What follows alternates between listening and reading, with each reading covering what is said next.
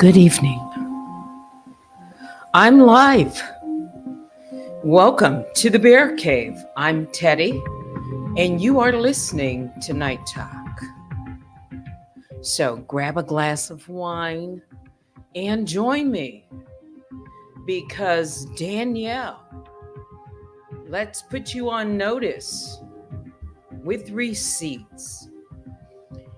A summons has been issued, filed in federal court.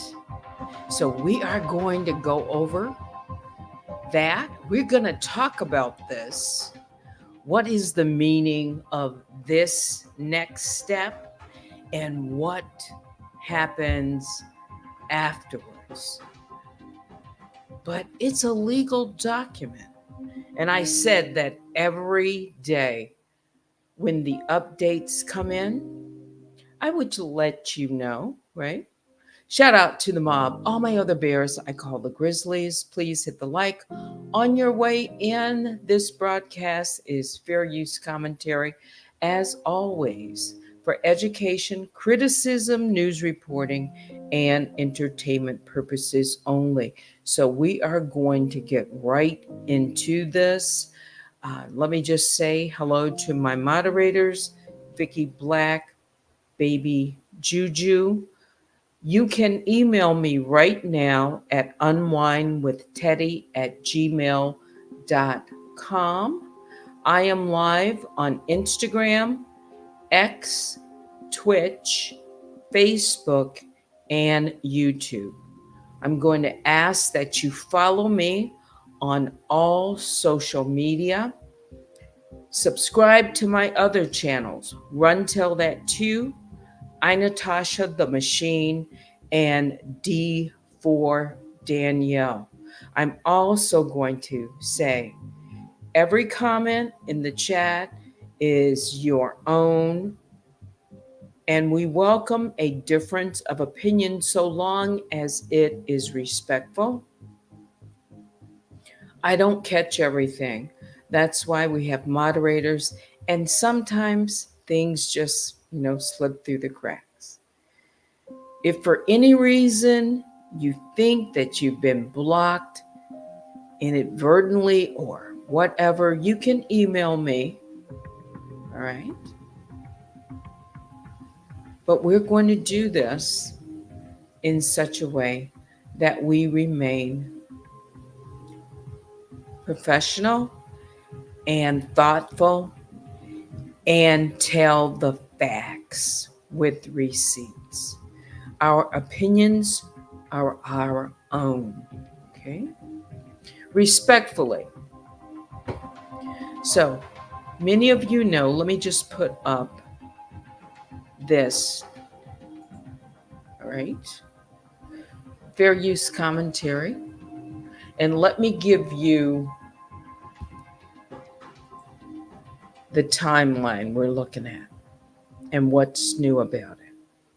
So, a case was filed against Daniel Robertson by Kimberly Smith on August the 23rd here in federal court in Detroit. Okay, so the complaint was filed. The application to proceed without prepaying fees or cost approved, filed regarding parties' responsibility to notify the court of address changes, certificate of service that has yet to be completed, order on application to proceed without prepaying fees or costs that was filed and entered on August 28th. Then there was an order directing service by the U.S. Marshal, filed August 28th. An order of reassignment disqualification on August 30th. The service documents received is still open. And just yesterday, filed and entered was a summons that was issued. I'm going to tell you what that means right now. Right now. So, a summons in a federal court case is a legal document issued by the court to notify a defendant, in this case, that being Danielle Robertson, that a lawsuit has been filed against them. It serves as an official order requiring the defendant to appear in court and respond to the plaintiff's complaint. The summons provides important information about the case, such as the court information, the name of the court where the lawsuit is filed, the parties involved, including the names of the plaintiff or plaintiffs, the party filing the lawsuit, and the defendant, the party being sued. The case detail, a brief description of the case, including the claims or charges brought against the defendant. This is an important one. Time to respond. Let me just put this up right now while I'm reading. Let's go back to this.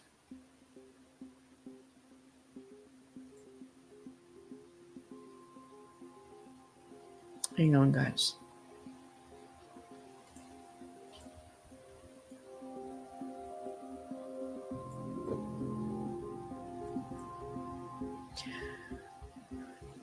A summons also includes time to respond. This is very important because instructions for how long the defendant has to respond to the complaint, usually within a set number of days, commonly 21 days in federal court. I am going to read the summons. Okay. Also, consequences of inaction. So the document typically warns the defendant that failing to respond within the specified time frame may result in a default judgment, meaning that the court may decide the case in favor of the plaintiff without further input from the defendant. The summons is usually served along with a copy of the complaint, which details the specific claims or allegations against the defendant. So I think that should be clear. So we've got the complaint and now the summons. So let me pull that up.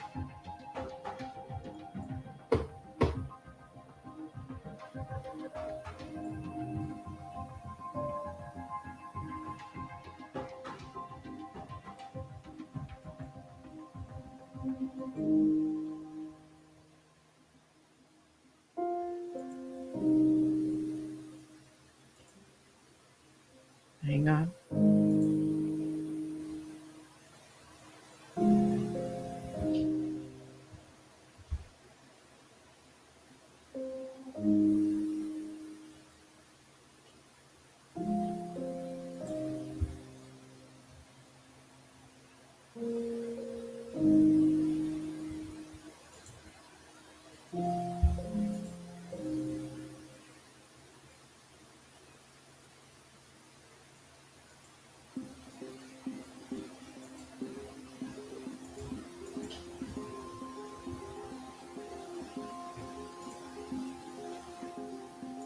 Okay. Have it here.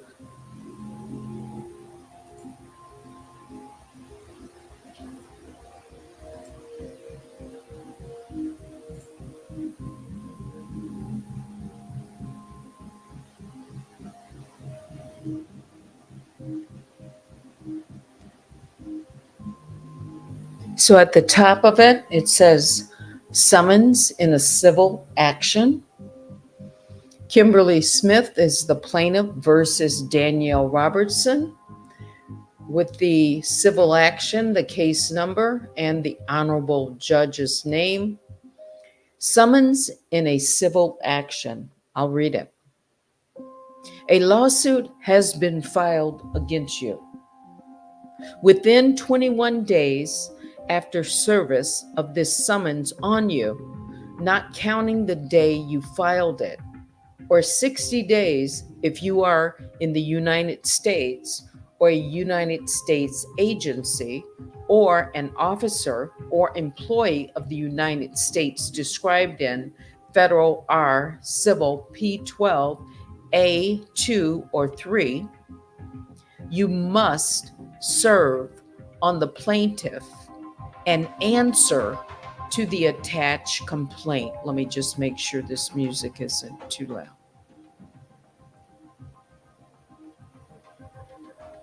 You must serve on the plaintiff an answer to the attached complaint or a motion under Rule 12 of the Federal Rules of Civil Procedure. The answer or motion must be served on the plaintiff or plaintiff's attorney who name and address. Okay, this is a legal document. It's been signed by the clerk. Okay. Hang on, guys.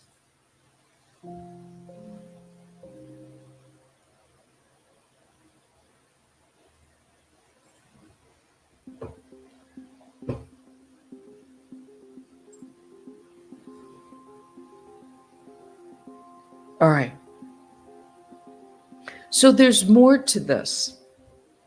There's more to this than meets the eye. And I'm going to talk about it because some of you have already posted comments. And when I say some of you, there might be people in the bushes, pro on one side or the other, okay, who think that this is an impossible undertaking. Okay. By that I mean that Danielle Robertson is not going to respond to the summons or complaint, actually the summons, within the time frame once it is served upon her. Okay. So it's already in motion.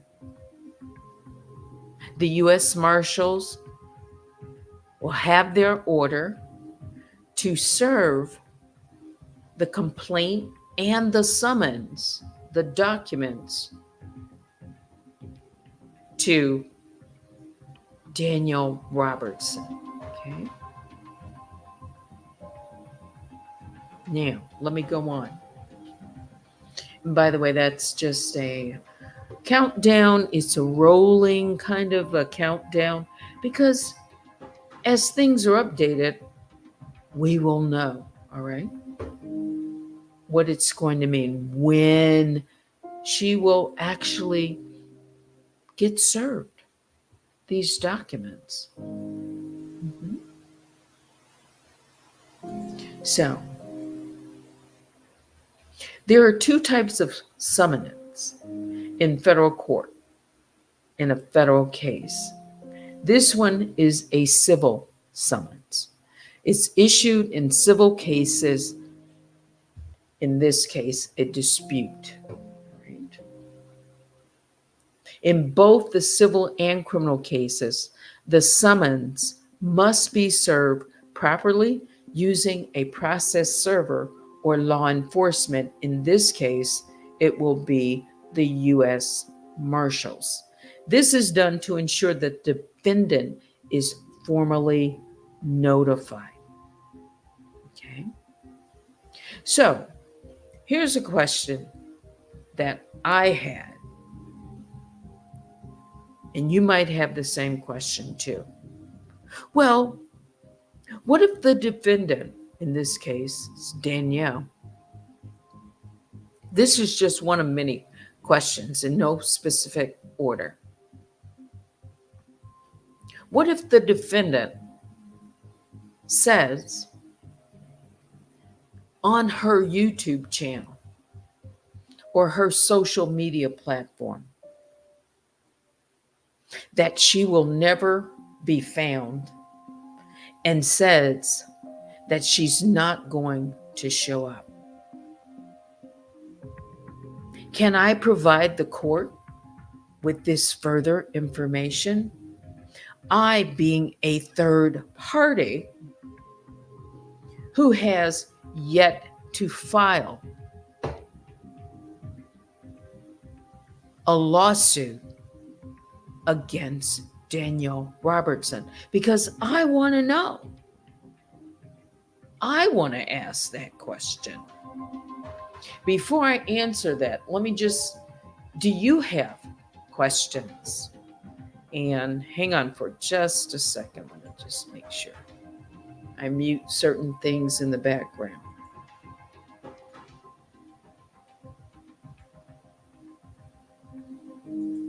I think that's a reasonable question to ask.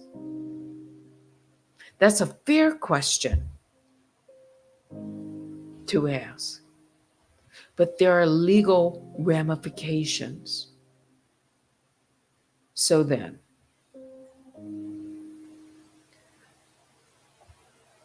when researching this and looking into it, the short answer would be yes, that a person can provide the court with the video proof of the defendant's statement from her YouTube or social media channels as it is relevant to the case. Relevant to the case, all right? Especially if Danielle is actively avoiding the court's summons. Okay? I could say she, but I'm being specific. Or I can say it in general terms. Okay? This type of evidence I'm reading can be very important, and there's several reasons why. One, in establishing intent to evade. What if Kimmy Smith, who's filing this lawsuit, doesn't have any evidence to show that the defendant, Danielle, is not going to show up? She doesn't have any documentation, nothing, okay? Record, no evidence, but she's just saying she's not showing up. Well, the defendant's statement that she will never be found and that she's not going to show up, it demonstrates her intention to avoid the legal process. This could be used to show willful evasion of the summons and refusal to participate in legal proceedings. But there's more. Supporting a request for default judgment. Here's another reason why it might be important evidence, because it would go to support a request for default judgment. So then if the defendant fails to respond, let's say appear in court after being properly served with the summons, and you can provide evidence that she has explicitly stated her intent to avoid the case, you can request the court to enter a default judgment in your favor. It's a ruling made when one party, in this case, the defendant, does not fulfill their legal obligations to participate in the case. So this is why I'm asking these questions. Additionally, it's important because court procedures for evading defendants is a part of these cases. So in federal cases, if a defendant evades service or refuses to appear after being properly notified, the court may take action like issuing a bench warrant, that's in a criminal case, or imposing sanctions. For civil cases, the court may move forward with the case without the defendant's participation, potentially ruling in favor of the plaintiff by default. Okay. So then there's other questions. What if the third party, in this case, I'm a third party. Anyone else could be a third party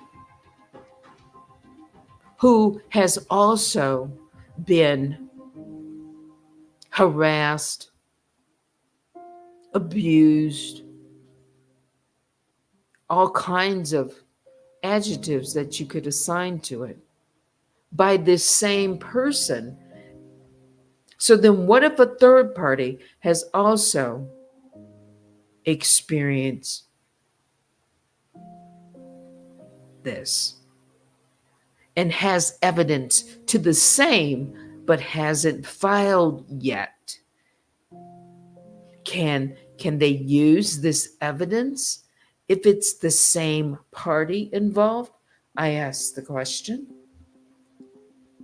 The response was, if a third party has evidence of harassment, abuse, or whatever the case is by the same person, the defendant, but has not filed their own lawsuit yet, they may be able to use that evidence in their case under certain circumstances. However, whether the evidence can be admitted will depend on its relevance, the rules of evidence, and how it is introduced to the court. So there's some key considerations, like, is it relevant to your case?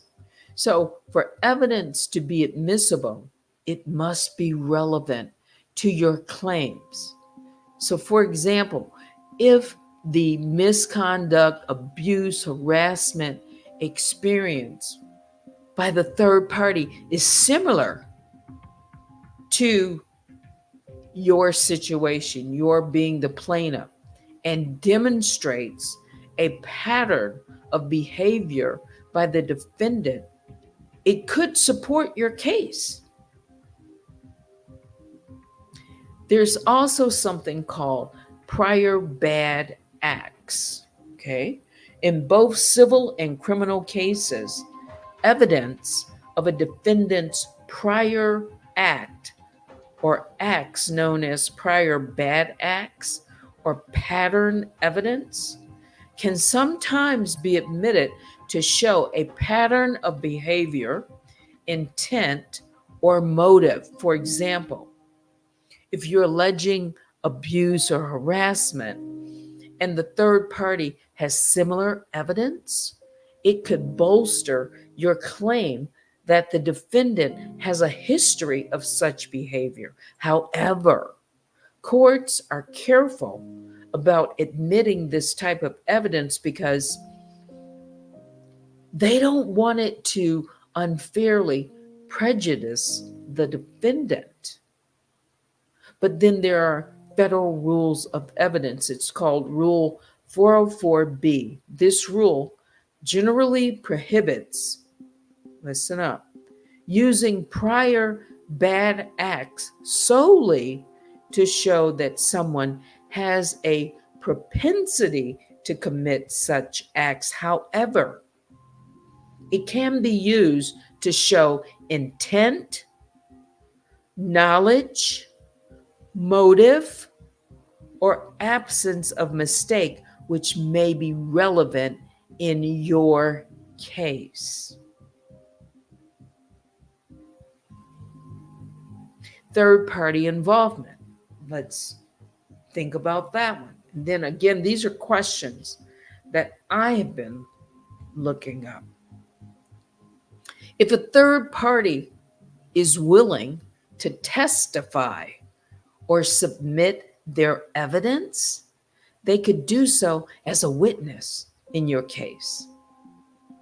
So their testimony would be direct evidence, and any documents, messages, or recordings they have could be introduced in court. This would likely require the third party to provide a deposition or testify under oath. I'm going to pause here just on that. I'm a third party in this, could be considered a third party who has yet to file. And you've heard what I've reviewed so far. But if I'm willing to testify or submit my evidence that could be relevant, I could do so as a witness in Kimmy Smith's case. My testimony would be considered direct evidence, and any document, messages, or recordings that I have could be introduced in court. But I'd have to be willing to provide a deposition or testify under oath. Okay? Let me pause, because that may already bring up other questions that people have. Daniel Robertson has affected multiple people.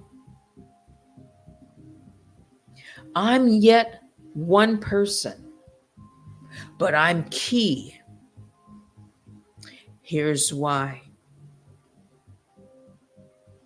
I have evidence already on record to show a pattern of behavior of harassment and cyberbullying above and beyond over the course of 2-year period. I have documents, I have records, I have recordings, I have audio, I have photographs, I have a lot of things that I have never talked about. I have told people I have things for a rainy day.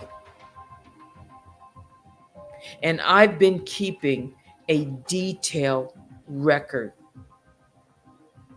of the abuse that I and harassment and cyberbullying that I've experienced and witnessed. I've also been able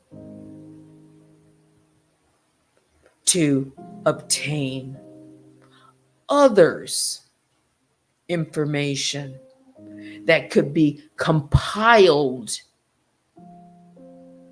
into documents. I have an attorney who has already represented me, has already responded to legal issues with my name and Daniel Robertson's name and same address. I already have a history with this individual. So Kimmy Smith wouldn't have to say, can I find someone? Is it possible?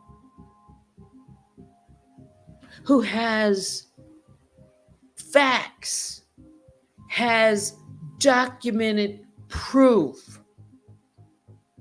evidence, and a behavior and contacts and a history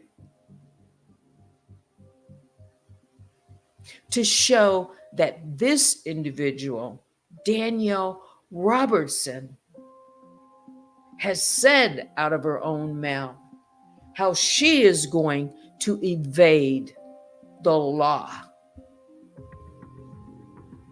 I have multiple receipts where she has signed documents swearing that her legal name, not some pseudonym, but her legal name is Danielle Robertson. Not only did she sign the documents and swear to them,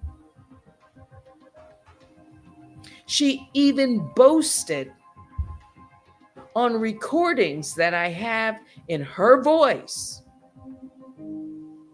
that she provided my lawyer fake information, that she provided YouTube, that she lied to YouTube. So she has admitted that she is a liar. I have that. Her saying that she is a liar.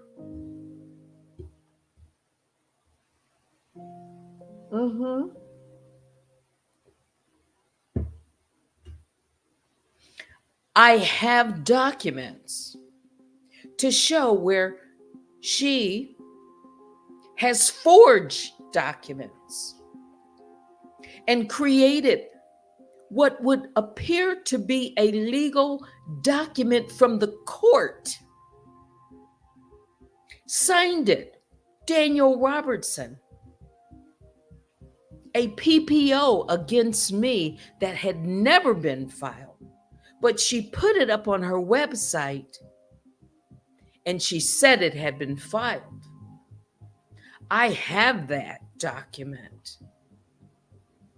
That was before she blocked me, but I have those documents, Danielle.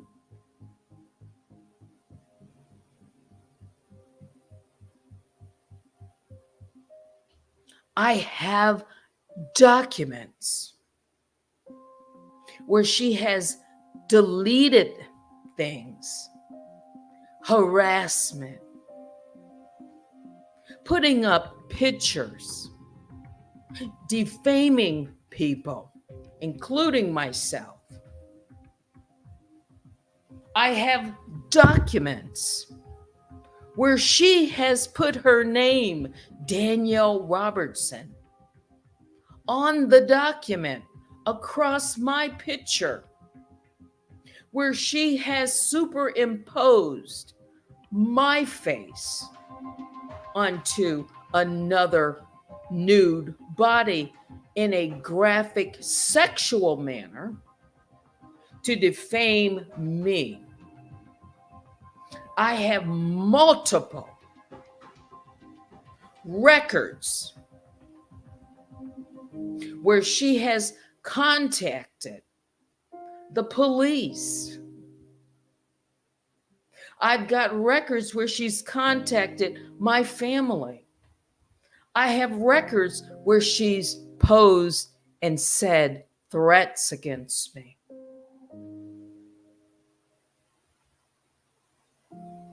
I have so much on Danielle, this Anon Robertson, just to give you an idea. And I have her entire collection of videos, every single one of her videos, every single one of her videos, all of her surviving, nosy whole life, one through the end of it. I have all of her 2021, her 2022, her 2023, where she has gone on record to defame and say things and delete things.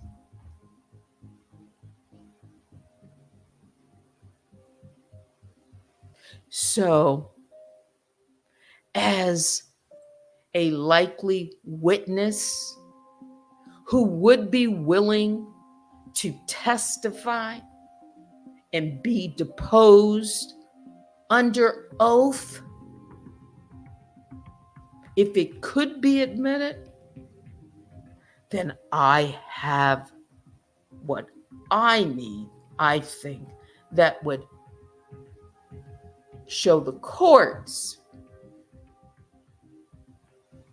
that Danielle Robertson, if she tries to evade service, if she tries to evade the law, her intent has already been established. She has said, "Who's going to check me, boo? Nobody's going to find me."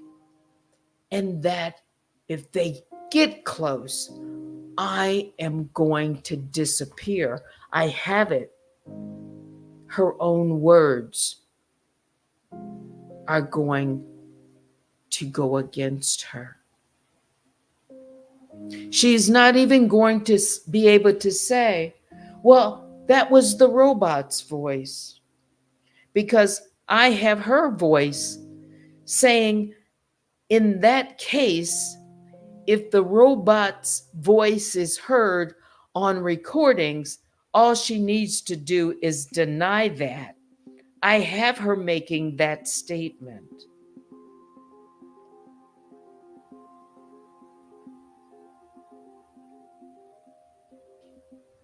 I have a number of her statements.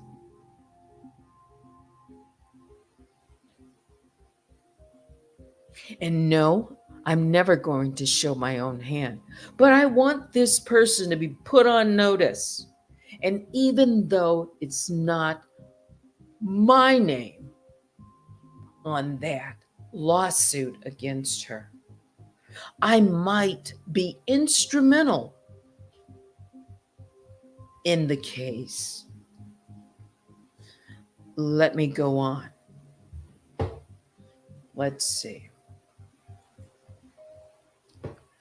Hang on, guys. You know what? Every time I talk about Danielle, it seems that I always get someone new that I've never seen as an avatar on one of my social media accounts outside of YouTube. It seems to always happen. You know, it's like maybe some people are sent to take notes just in case, you know, Danielle can't listen for herself, because she's always watching and always listening to what I have to say when it comes to her, even though she says she's not interested. She's always interested. Especially when it comes to this. I'm going to read a few more of your comments, then I'm going to continue. Is this making sense so far? If it is, if you are enjoying the broadcast, just me talking about the subject, go ahead. You can hit the like. Okay. So now, before I get too far behind in reading some of these comments,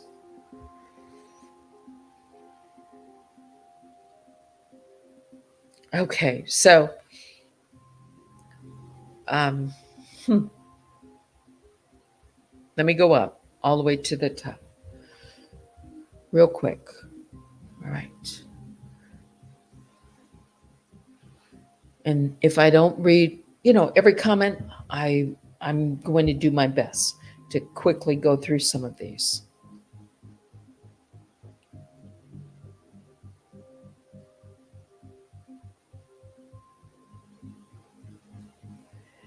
All right. So right now I'm talking about Danielle, even though I see some comments. I'm just going through. Go ahead, hit the like button. So I don't, receipts on receipts. That's love wins. To the prosecutors.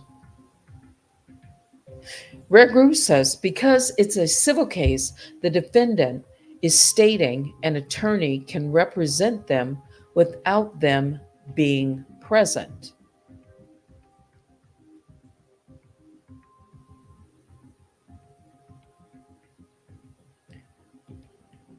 All right. But they have to respond to the summons. That means it's still a legal document. It's still a legal case, and information would still be required of the defendant. Their testimony, even if given through an attorney. That attorney, or if the court would require a deposition is by that individual. An attorney can be there with you to represent you during a deposition if you've ever been deposed. I'm not familiar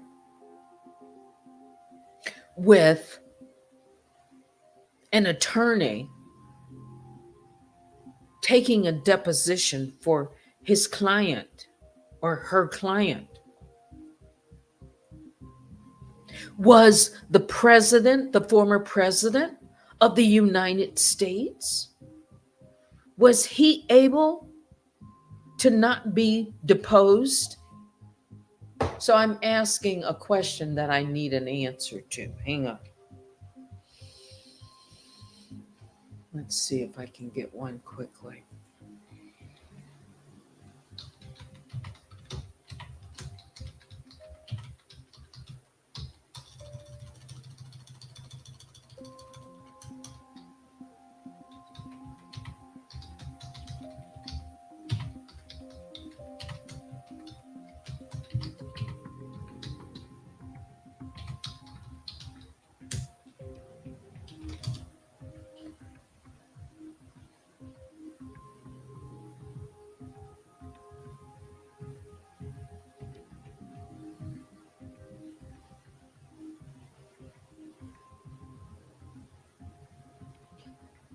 Okay. So I asked about President Trump and some examples. I'll just read real quick. So the answer is yes. President Donald Trump has been required to be deposed in various legal cases, both during and after his presidency. A deposition is a process in which a person under oath provide sworn testimony outside of the court, typically as part of a pre-trial discovery process. Whether a president is required to give a deposition depends on the nature of the case, and we're talking about the president. So I went all the way up.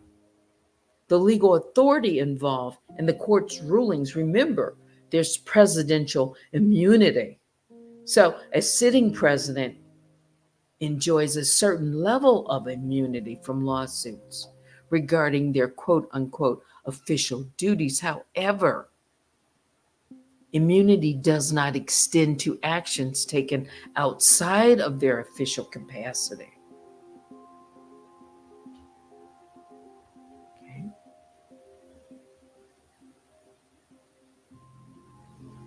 In a landmark case in 1997, case Clinton versus Jones, where the U.S. Supreme Court ruled that a sitting president can be subject to lawsuits. There are examples of Trump's deposition in the defamation case Summer Zervos. In E. Jean Carroll defamation case, Trump was also ordered to be deposed in a defamation case brought by, this is recent, E. Jean Carroll, who accused him of sexual assault. In business and tax cases, Trump was also deposed in cases involving his business. The New York Attorney General investigated into Trump's organization and required him to sit for depositions. In 2022, Trump invoked the Fifth Amendment during a deposition related to a civil investigation, but he had to answer.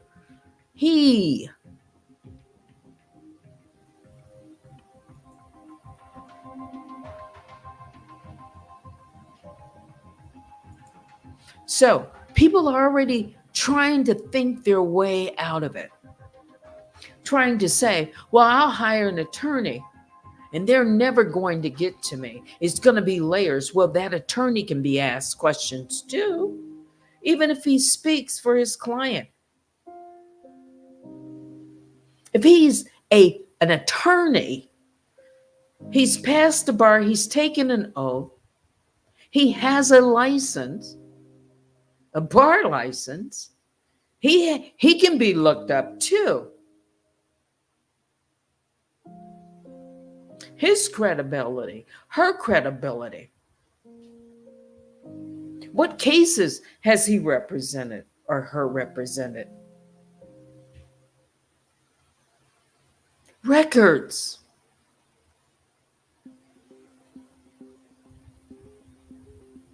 So when it gets to that point, if it gets to that point, but that's a very good question and or statement. Comment.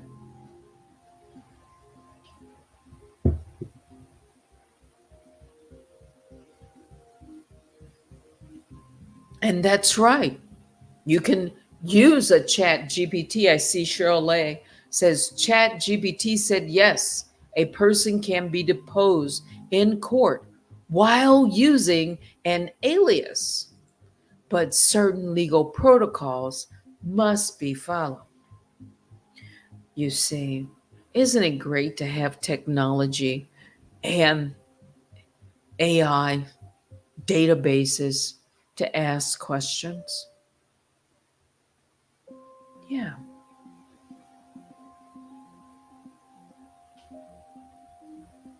Trust me, she has access to the same databases. And she has money to hire an attorney too. But remember what I've already talked about as a third party, if allowed. Danielle Robertson has a history of doing things to defraud. Danielle Robertson has a history And this isn't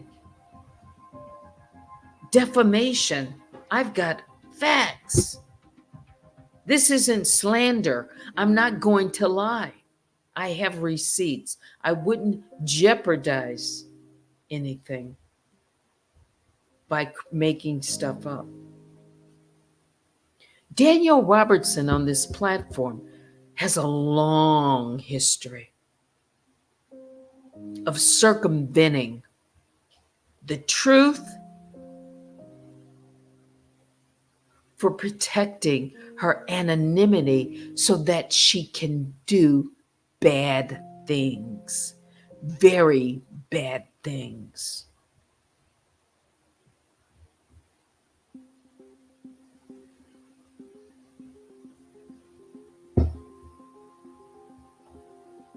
And now that there is a legal case against Danielle, that's record, Kimmy could also take that to YouTube and use it to subpoena records because it's a case now, it's a legal document. Cheryl Lay says, her identity is not the primary concern. What matters is that she should be terminated from YouTube for doxing.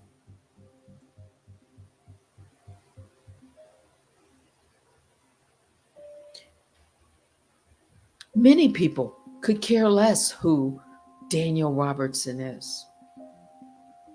But in order to pursue a legal avenue and to get justice,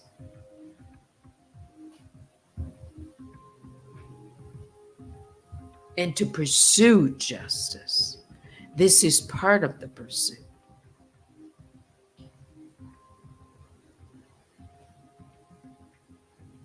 She needs to be held accountable, not a pseudonym, not an anonymous person. The person who boasts, who gonna check me, boo? She needs to be checked. Yes, she needs to be held accountable. Okay. Let me go on. See if there's anything more. Okay.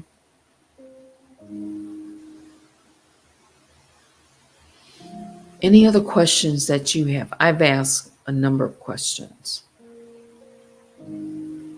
Like even to the point of when and how and why to file, even against an anonymous party.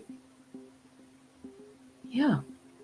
So when people ask me, well, you could file a John Doe, Jane Doe.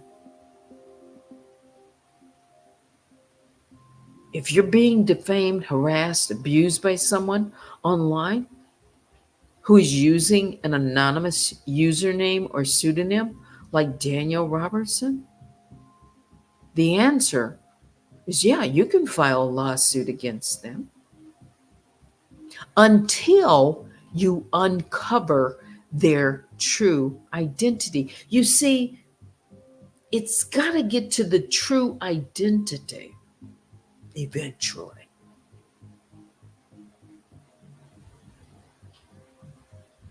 One instance is, yeah, she could be sued as an unknown for, intellectual property violations, copyright infringements, those kinds of things, where the infringer's identity is initially concealed, because in copyright claims, it can be initially concealed, or is.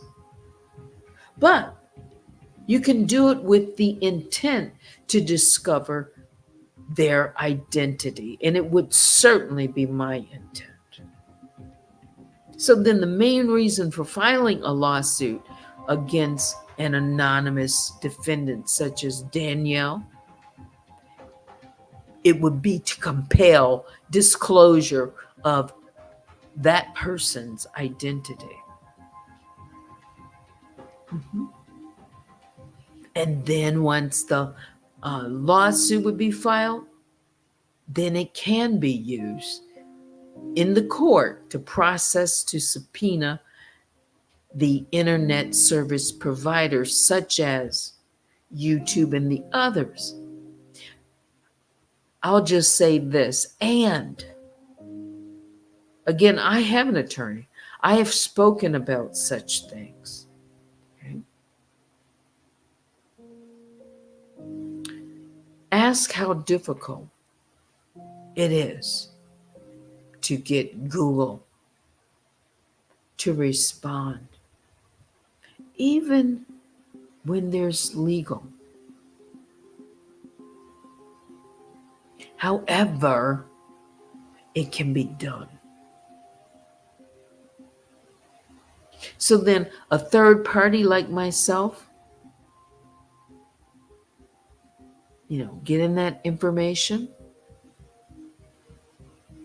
assisting, could help to reveal the defendant's identity.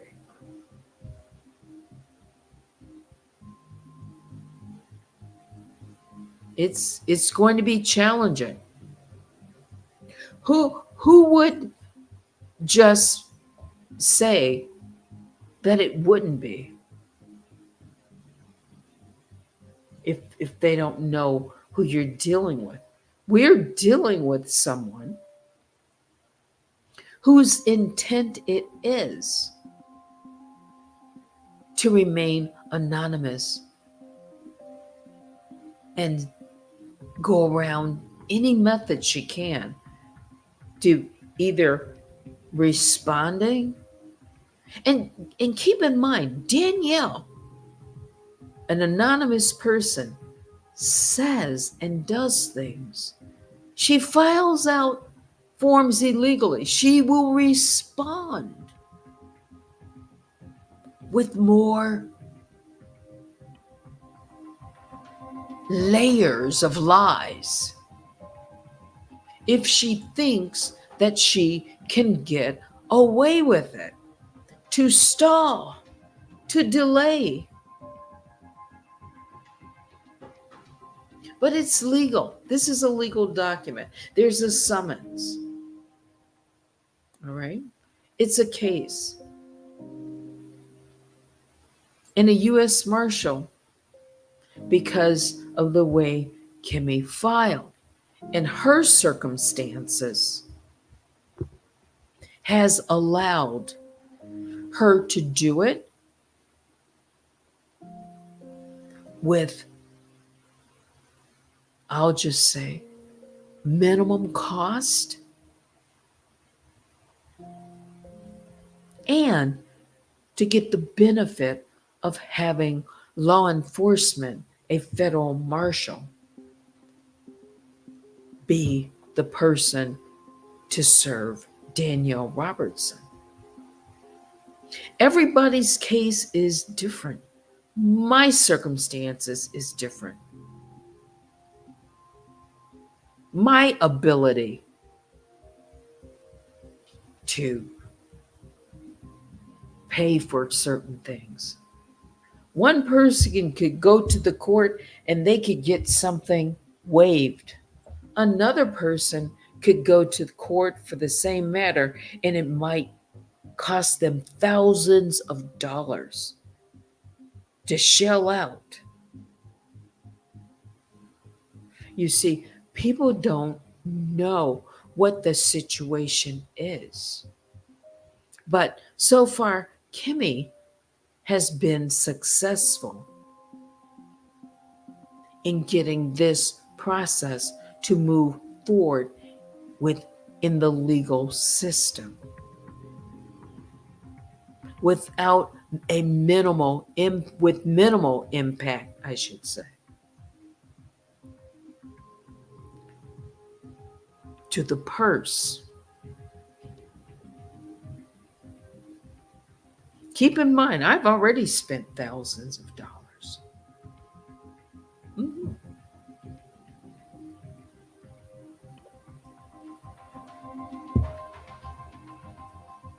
Just on defending a bogus personal protection order.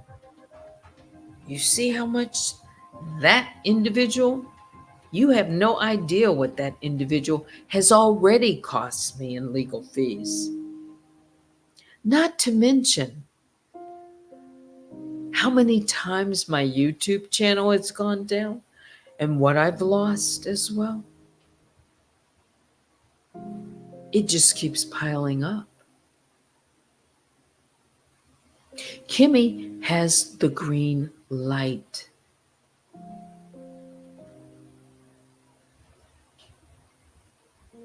The match has been lit. And the fire has begun to burn.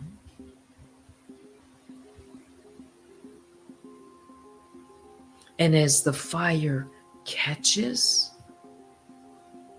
and gets bigger, as long as it's not doused out and the flame gets hotter, as an analogy, a fire can spread quickly.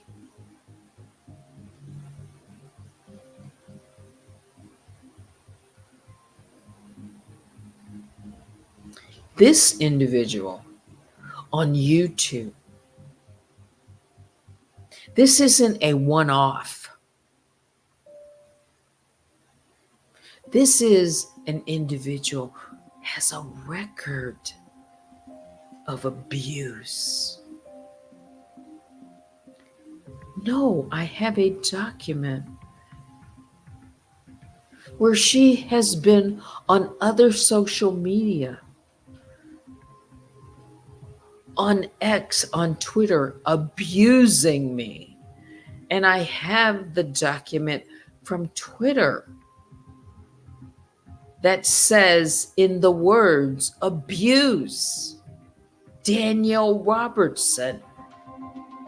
You see her name with that to describe her from a social media account in association with Danielle Robertson.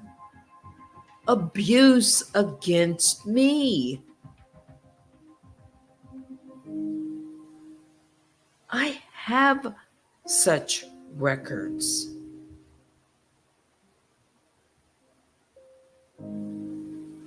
She has a long and deep history of abuse, as being a fraud. So do you expect a fraud not to behave in a fraudulent manner? This is what we're dealing with. This is what the court will be dealing with. Do you think I expect, or Kimmy should expect? Now, I can't tell her what to expect, but I can tell you what I expect. How about I speak for myself? Do you think I expect Danielle Robertson to be willing to comply to a legal summons?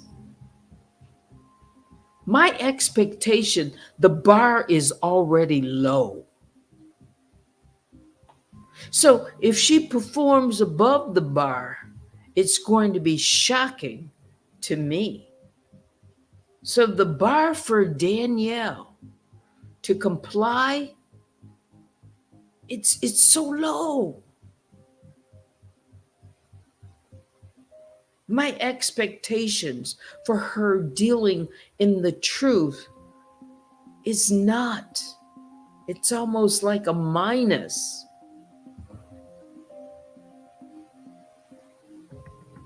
That's what we're dealing with. I have statements from her. how she's going to get around the truth. I have statements and videos of her admission to lies, to legal, not just to some other YouTuber, but lying to cover things up, admitting to impersonating, and then going on to say her reason for it, and then going on to say because she'll get away with it. That goes to her motive. That goes to her intent. That goes to her character. That goes to who she is. It's already a plan that's in motion, in place. She's already spoken of layers just for this time.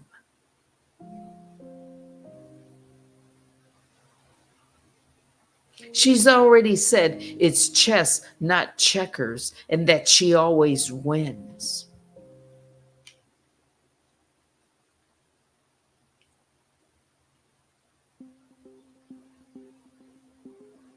You see, if it were not for these recordings being saved, she's even said in some of her recordings, you've got to have receipts. She says no one's going to believe you unless you have receipts. She was boasting that in a video, talking to me as I was downloading the video. As she laughed and mocked.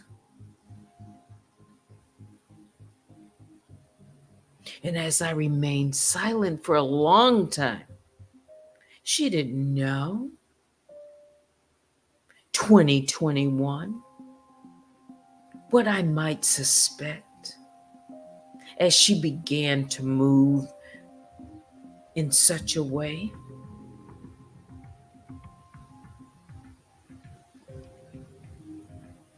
She doesn't know everything. She thinks she's smarter than everyone. She has a record, a history of lying.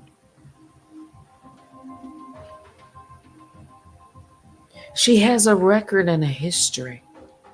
When someone comes and says something about her, how she launches into a rage. She has a record on saying why. Things that she's deleted that have gone into the deep six vault. I'm not playing with her. Never have. Everyone moves differently. Cheryl Lay says, I sure hope you submit this to YouTube Legal. I hope that Kimmy submits it to YouTube Legal. Mm-hmm.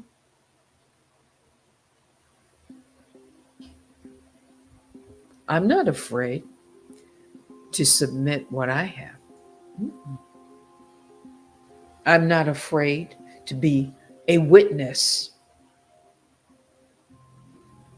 because Danielle has done some diabolical things against me. I want her to be held accountable. The legal way. Until her true identity is known. That is my aim, and then to bring her to justice for the things she's done to me. It could be the type of lawsuit that could end up being a name and at L, meaning everybody else.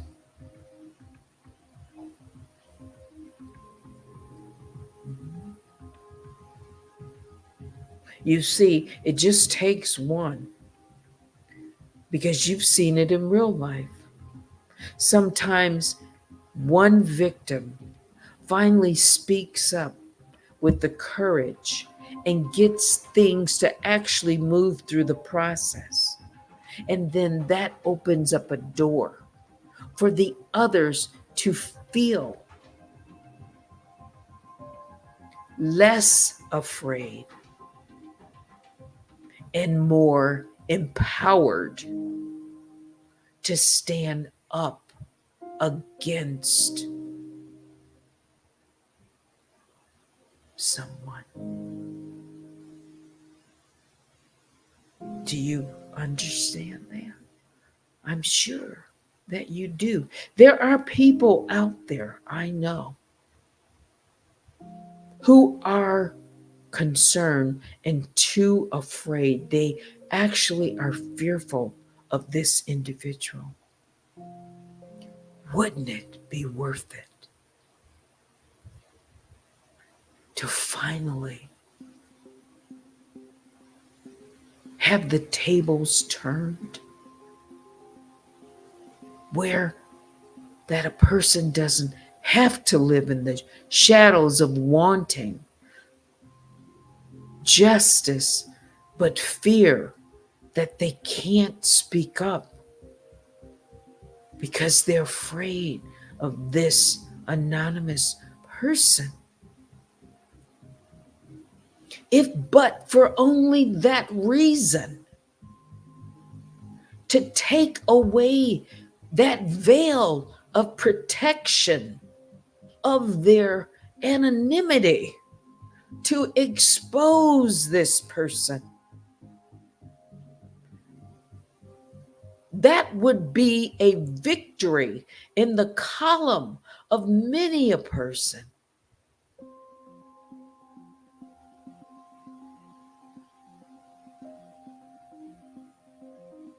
To expose this individual.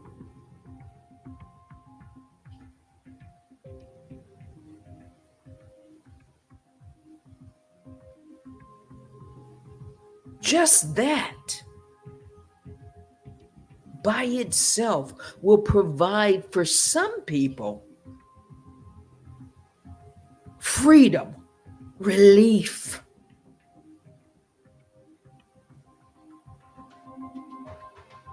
To know who she is. So yes, there are others who said, I don't care to know who Danielle Robertson is. I don't want to know her true identity. I want to, I want to think of her as this mysterious hero.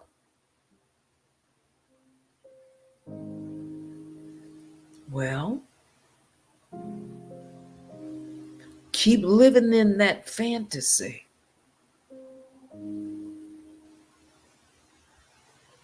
And if you want to close your ears and your eyes, go right ahead. But there are others, myself included, that want to pull that curtain back. Cat Max says somebody is going to answer this summons. Again, it's a requirement. Let's see.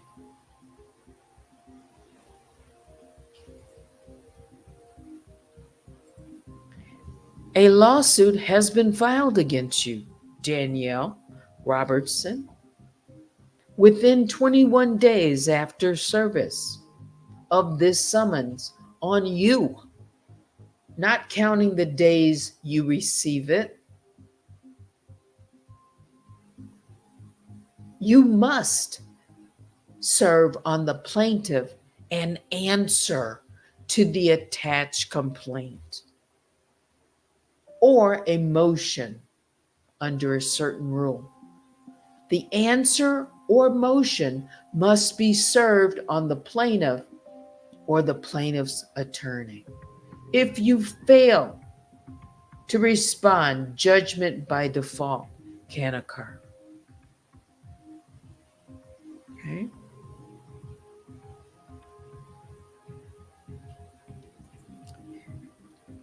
These items in this history for this case, these documents, as they come in, will be filed.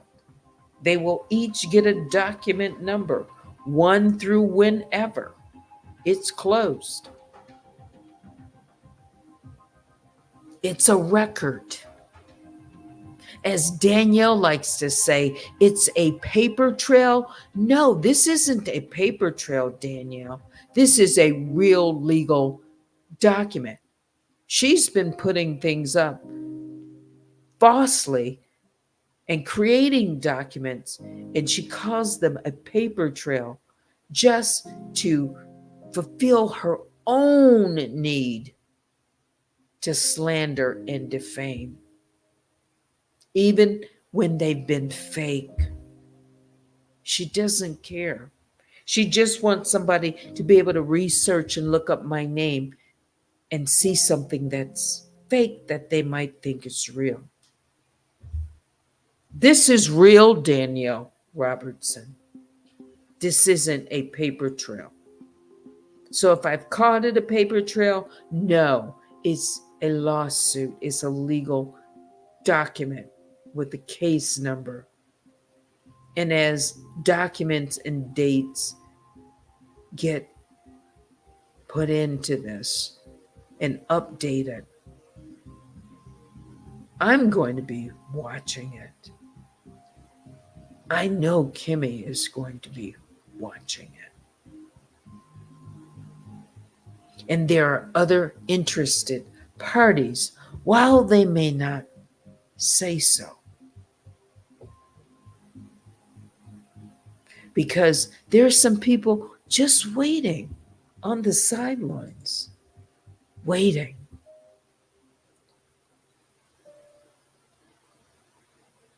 So it can be, quote unquote, safe for them to come out against her. Old school Patricia says, the feds, they don't play. No. Cheryl says, she claims that others have tried to go after her for years, but none have succeeded. That is true. She boasts on that. She laughs about it. She already predicts it's going to be dismissed.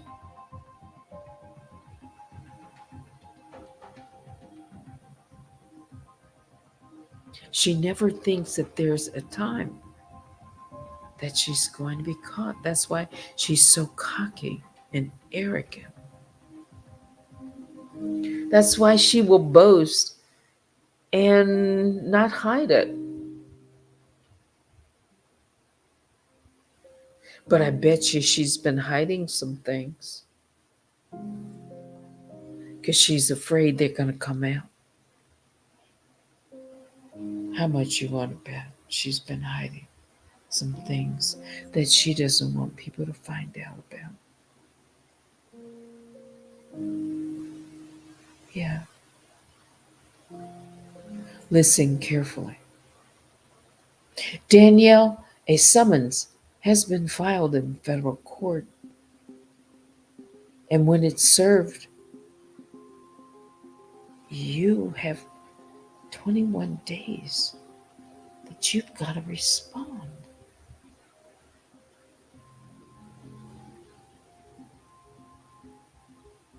You know what people think she's planning to do? Is run.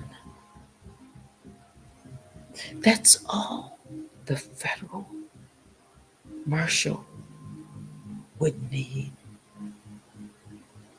is an intent can be demonstrated that you're trying to run?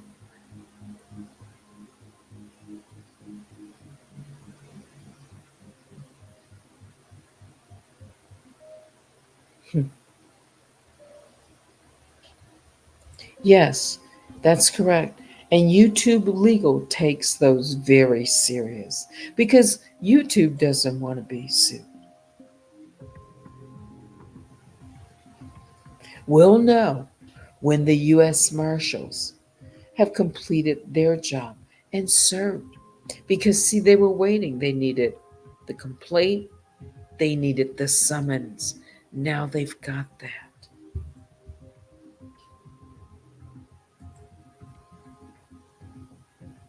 Danielle Robertson, you can run, but you can't hide. You can try to evade things.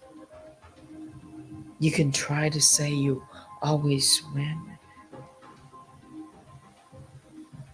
I think you know.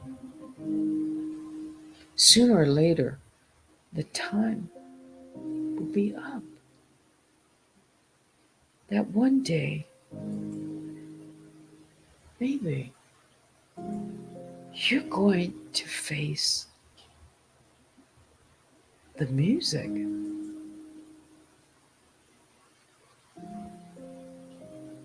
Yes. Vicky Black says, great job, Kimmy. Balls in their court. And trust me on this one. She's already plotting and planning her exit. You don't think so? I think so. Like the song, I gotta go. I gotta go. Oh, she's gonna see the writing on the wall. It's already on the wall.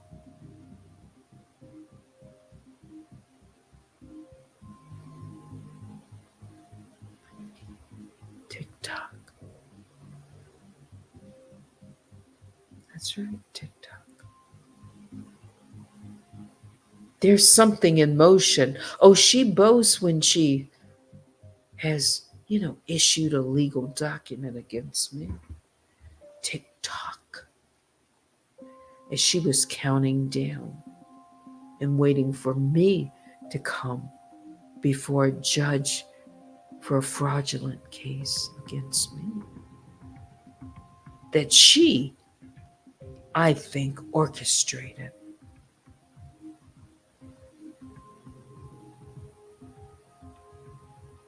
But in this case, it's real.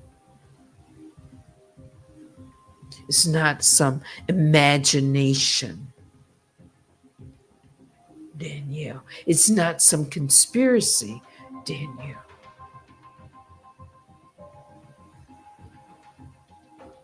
She's incredibly arrogant, says Cheryl. Incredibly arrogant. I am so glad I have these recordings because it really shows quite who she is in her personality.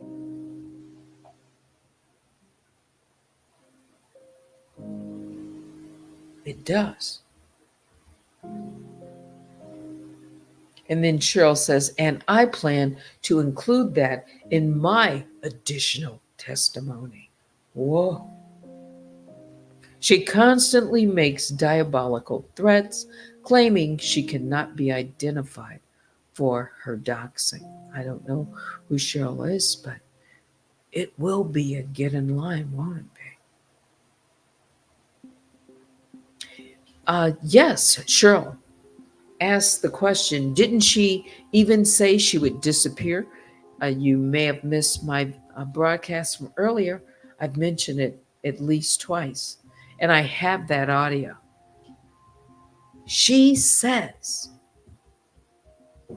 if she thinks she's going to be found out before that happens, She is going to disappear. Her words. So then look for it. Watch how she moves. See, she plans to do it in such a way that, at least this part, that it's going to be, that we're not going to know. It'll be like she'll be here today and gone tomorrow. Kind of like, who is she playing the role of? Kaiser Sose, her idol. Like she never existed.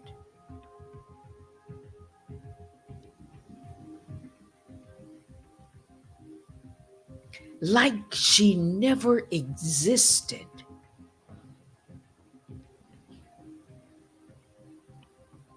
Like it was all in the minds of everyone else. She's going to try to conjure up something that even the federal government, she thinks, won't find her. She's going to make up so many fraudulent IDs. Whatever she needs to do, could be passports, could be pictures of herself, could be, fake, forge documents that look like they're real, that have a stamp of approval and a stamp of a document number, where it looks like it's been certified, where it looks like it's been notarized, where it looks like it's authentic. I don't put anything like that past her. That's why I'm thinking way outside of the box. We've only gotten a little taste of what she is capable of doing to evade being brought to justice.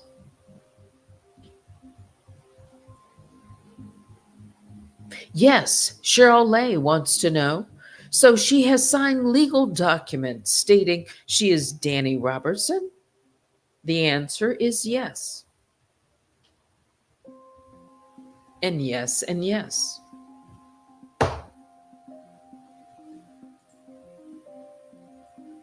She has even signed documents for release of, for example, cam footage that she obtained of me. And then she says how she's going to get things illegally. Watch this. She made a video that I have where she says everybody's bird brain and delusional and all of this. And she calls herself teaching lessons when she's making such videos. She says, "That's not my signature. It's an electronic one. Nobody's going to know that's me. Don't you know that you can get all of these electronic signatures? You can do things in that manner."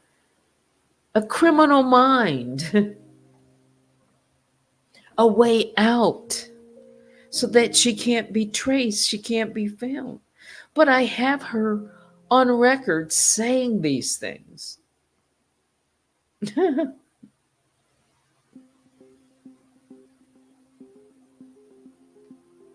So it can be used against her later.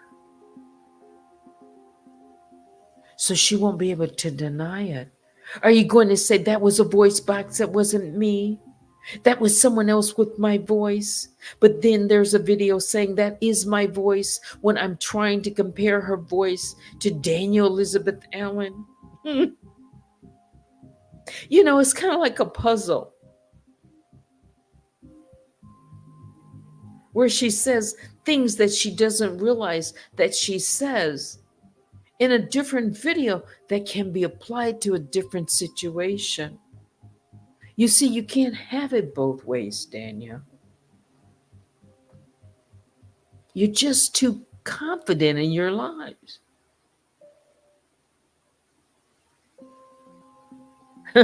Latoya Wood says Ben was outside picking potatoes when Barack Obama found him. So, yes, Cheryl, these are legal documents.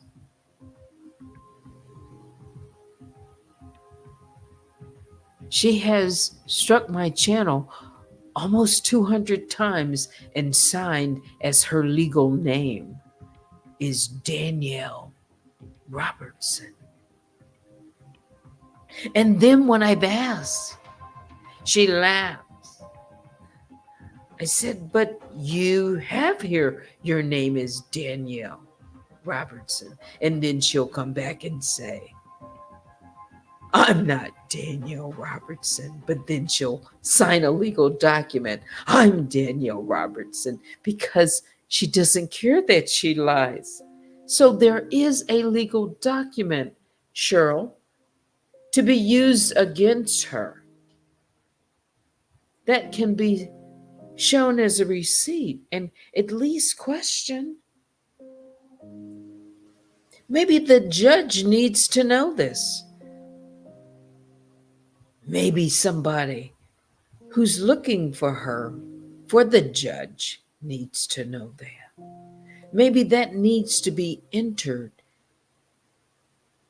as third party evidence. Or maybe a third party can be deposed and then their testimony as a witness can be considered evidence firsthand.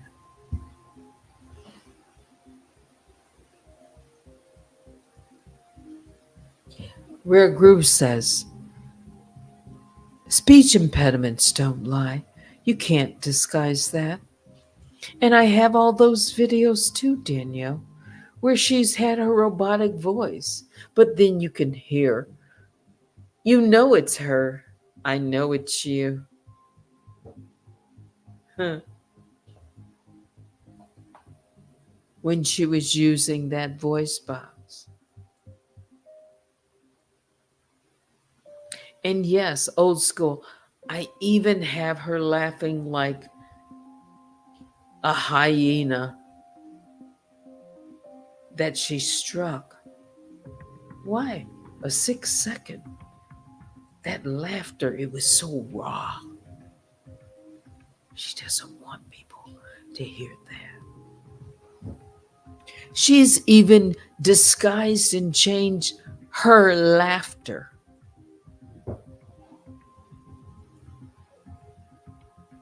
She's trying to cover up.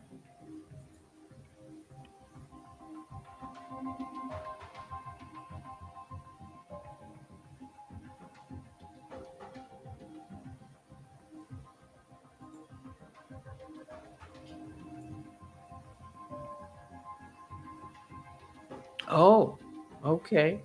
I'm reading my email. Thank you for sending it. Just an update. So that information I'm speaking about is current, up to date. Yes. Let me see. Hang on for a second. Let me just put up a cover real quick.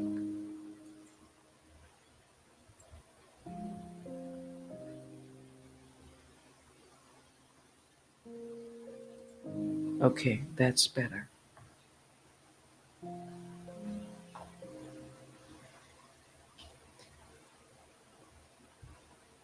I've checked my email. I just did.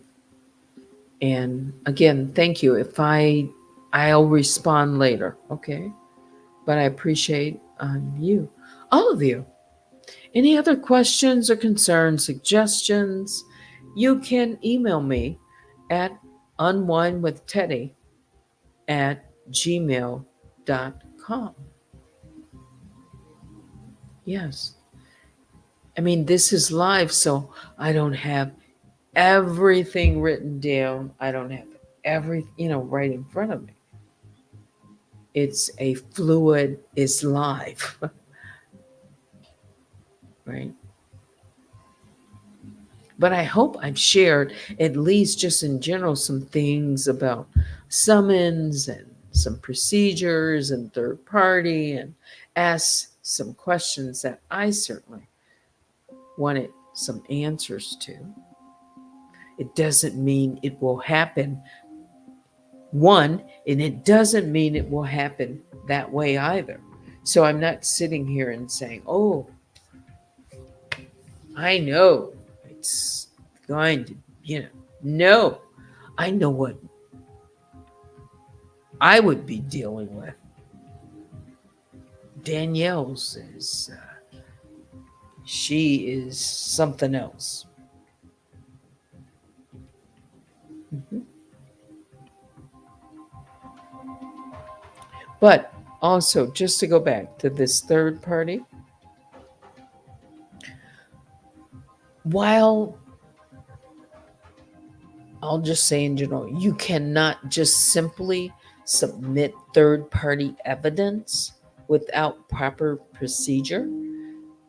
The third party's testimony and evidence could potentially be used in your case, especially if it supports your claims or shows a pattern of behavior by the defendant.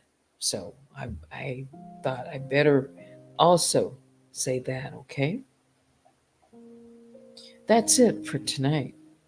I've been on 1 and 38.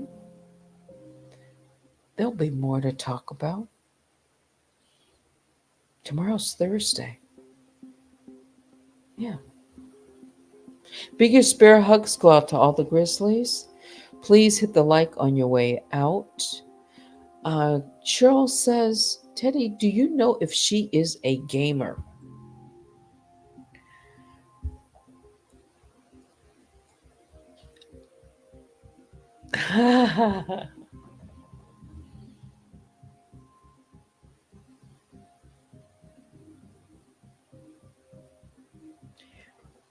I'll say this. I have information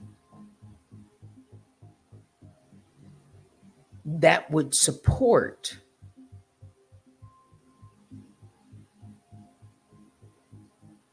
that someone who is very close to this anonymous person is a gamer. I'll put it in that way.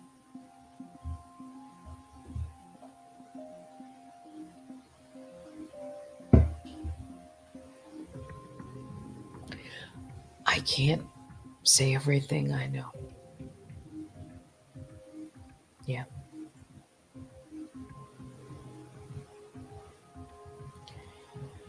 Cheryl says she had a cam slip and you saw a gamer chair.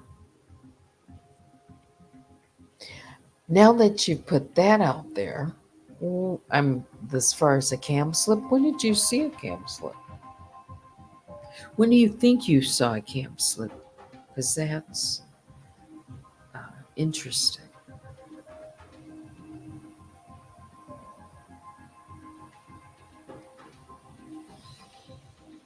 You say about a year ago there was a pink gamer chair?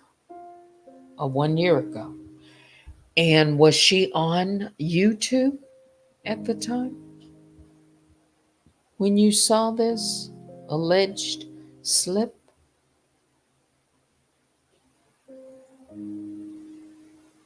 Sure.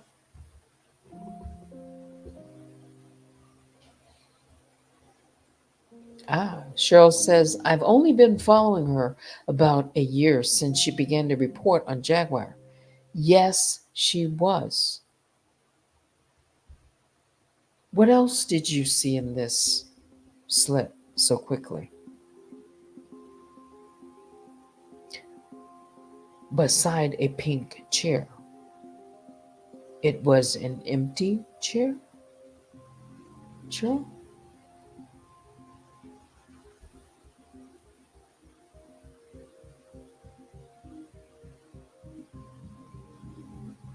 Did she realize that she had such a slip?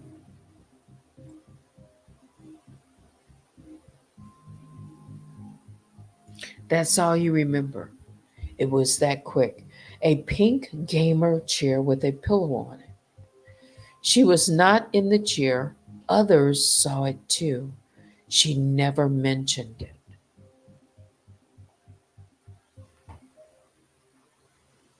She just pretended it never happened.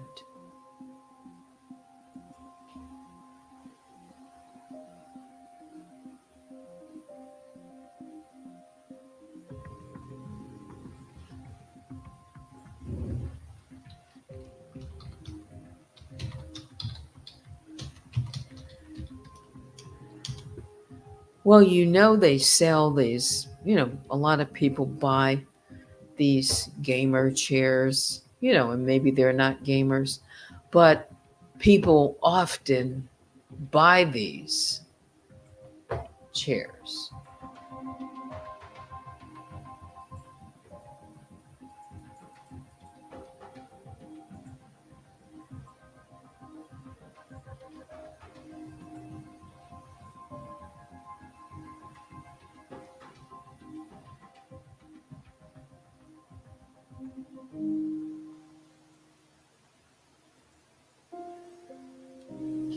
Something like that.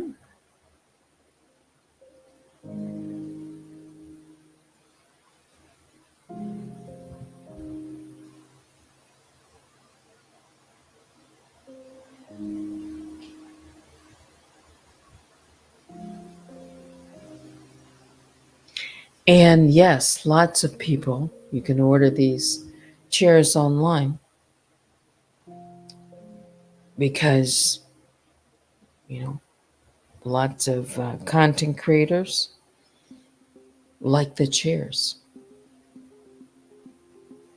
So you can't say conclusively, even if she had a camera slip, that she's a gamer.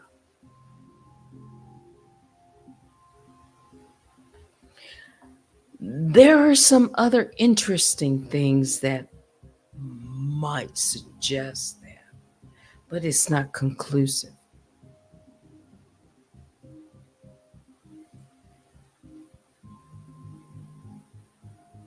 So,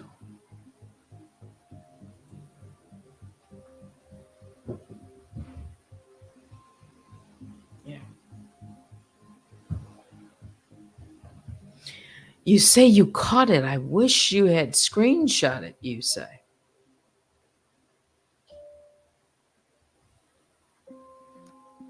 I would imagine she caught it and she deleted it.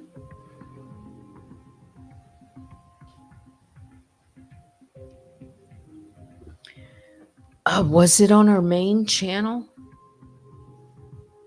or one of her other backup channels? Could you answer that for me?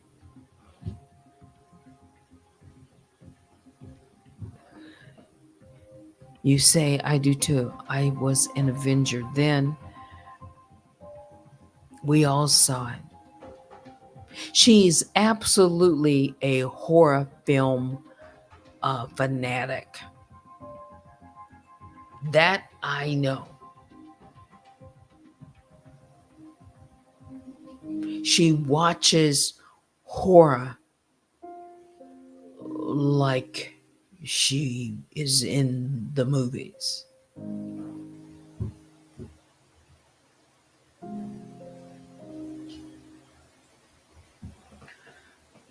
She loves horror films. Yes, you're an Avenger, you know that. That's also a breadcrumb. That's something very consistent with her that I know. She watches lots of films, which made me think, you say, made you think that she might be disabled.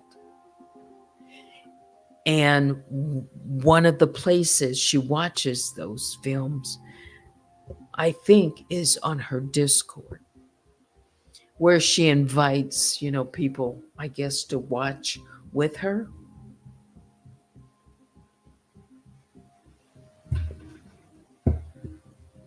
Because she's got a lot of free time. And she came to YouTube. Her whole theme is grounded in horror. The photographs,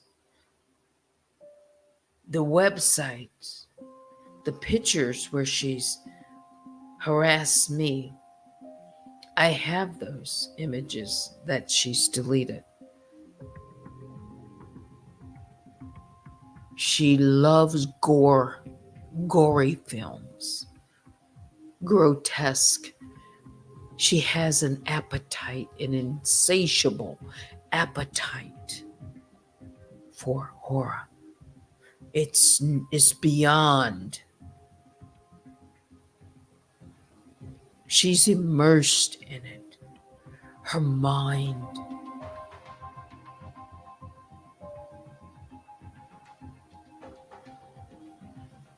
She's the type of person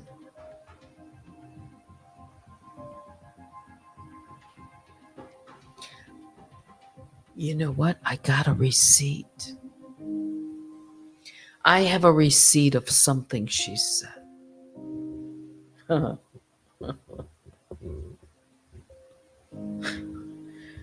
About horror.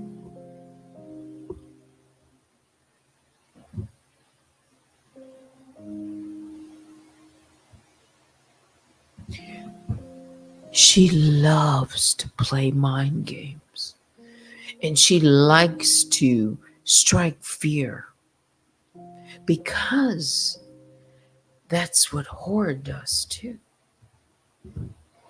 Your mind, imagination. She gets a thrill when she thinks she can manipulate a person's mind and frighten them. It's something so dark about her. Cheryl says she's very mentally disturbed. She's angry and she hates older Black women like you and I.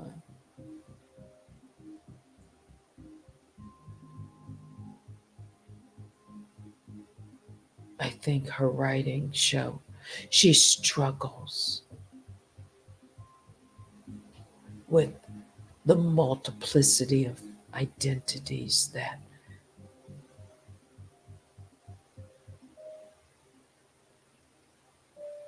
are inside of her.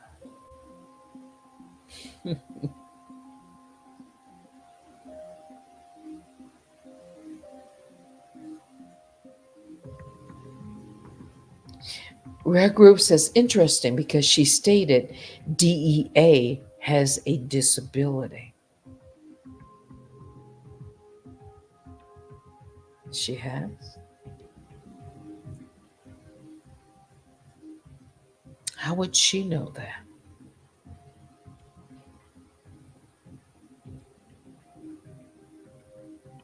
Is she bitter?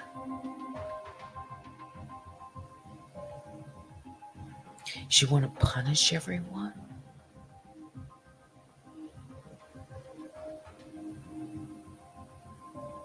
It's deep.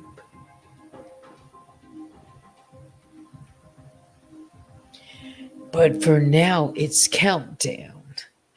It's 11:58 and almost midnight. So while I appreciate everyone a little bit more time we spent together.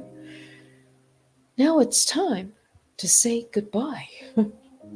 Email me at unwinewithteddy@gmail.com. Ooh.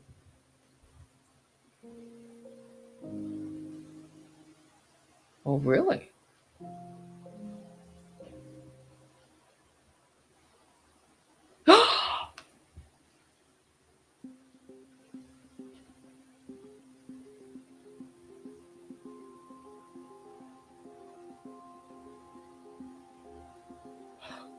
Really?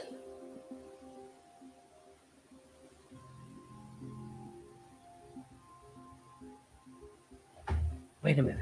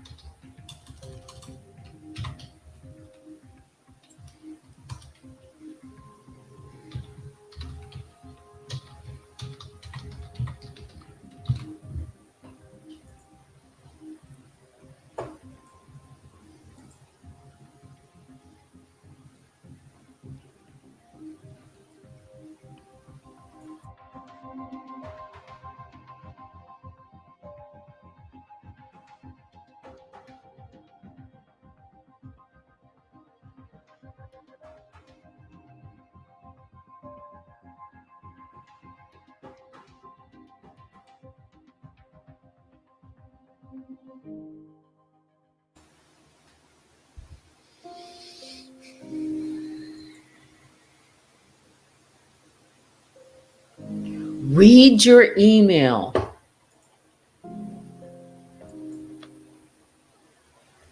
Wait a minute.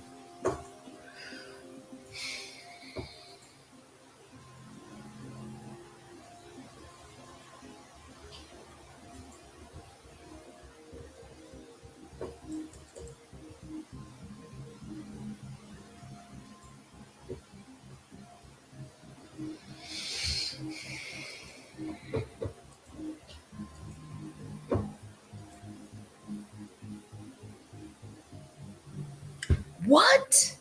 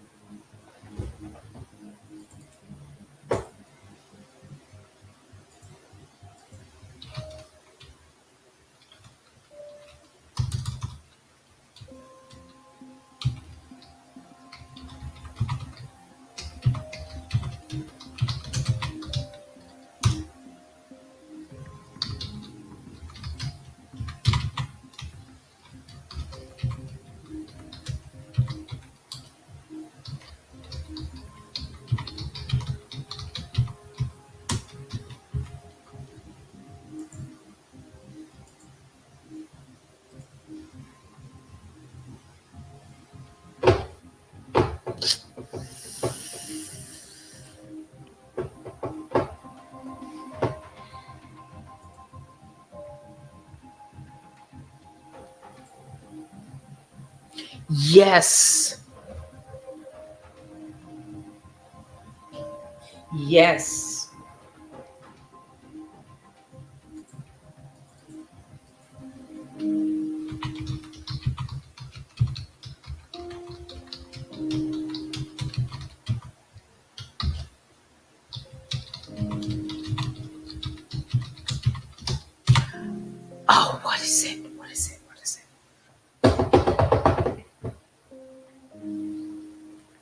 What is it?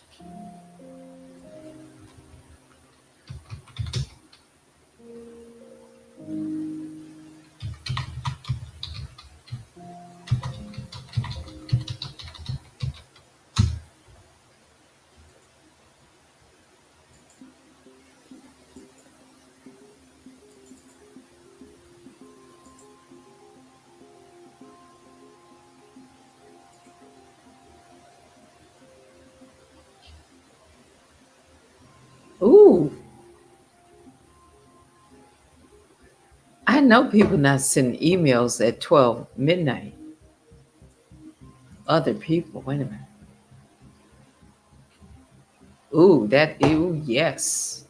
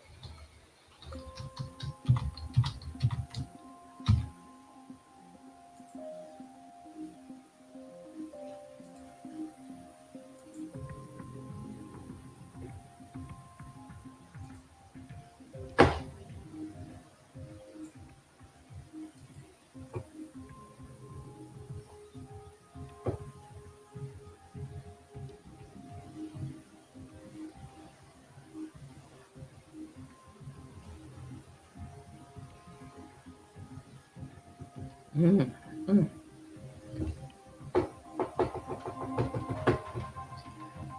Do it.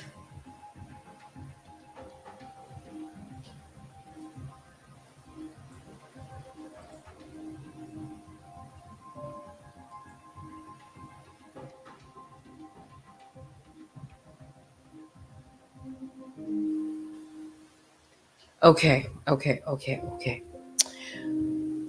All right, something is very interesting. Coming back to the chat right now.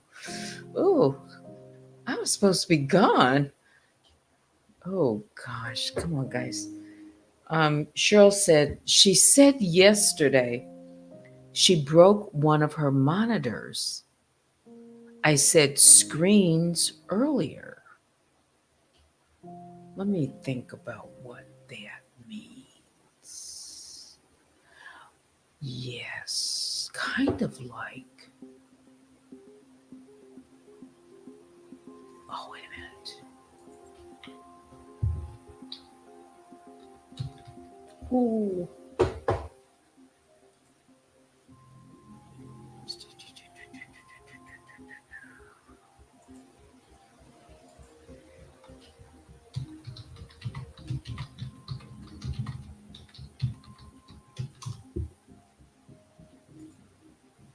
Come on.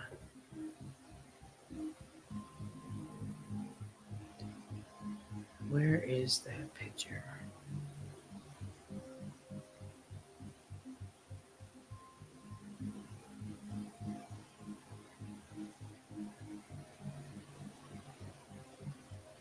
Where is that picture? Let me think.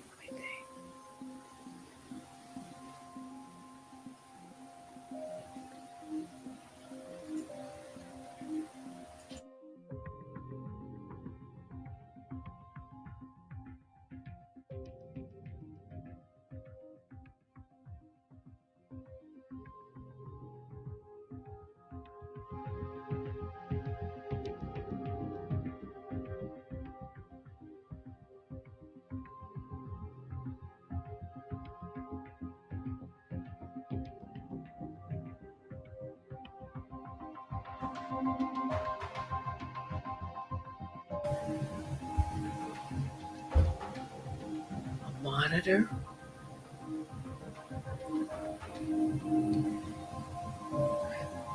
You think she said she knocked it over while cleaning, huh?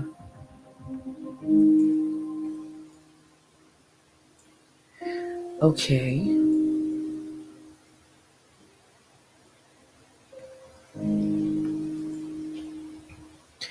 Oh, I know you're so nosy, but there's something here, guys. Of course, they love more than one monitor. Yes.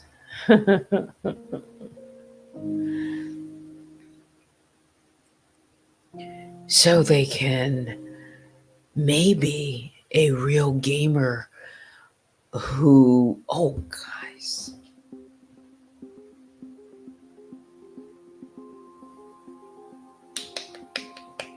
what is that? Wait a minute.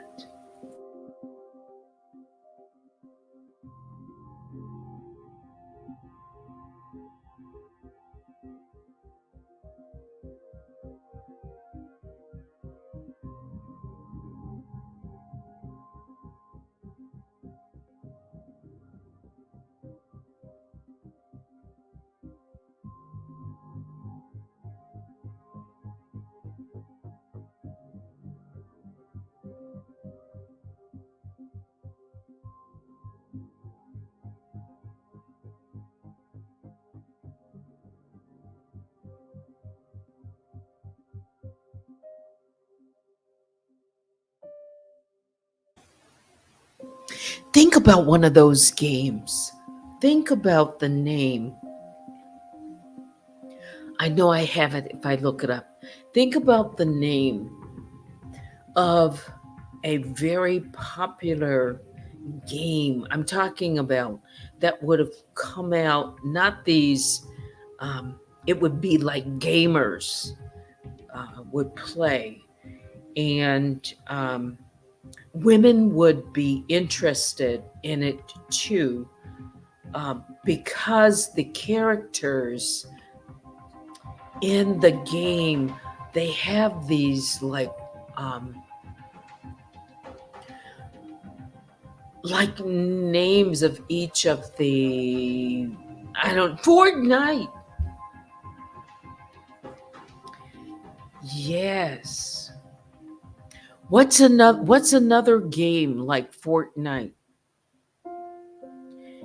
It's like Fortnite. Wait a minute. How long is, wait a minute.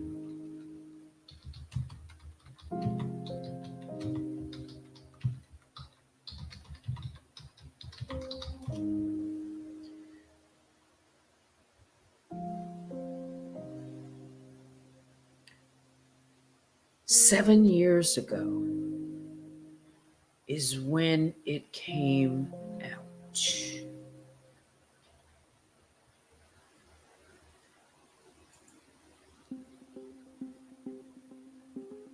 Wait a minute. Wait a minute. Who are the characters? Wait a minute.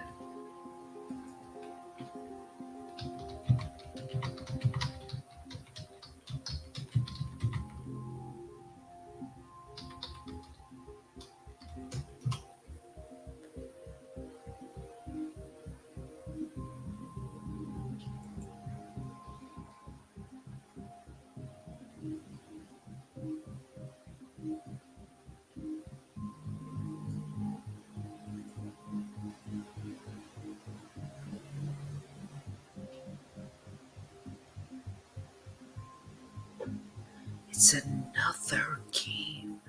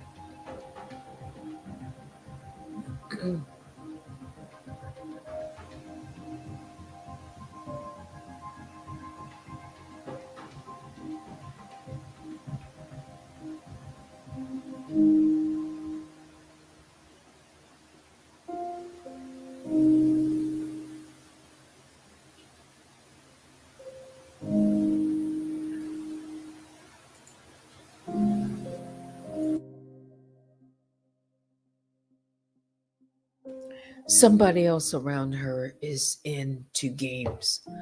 Minecraft, League of Legends, Minecraft. Minecraft, where have I seen that?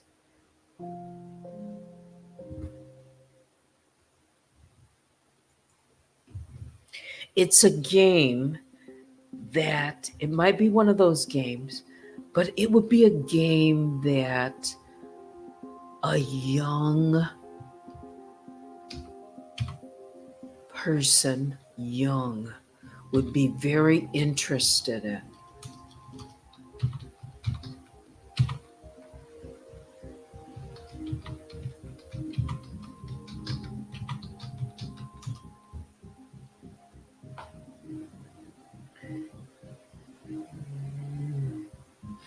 A game that they couldn't just put down, they couldn't stop playing.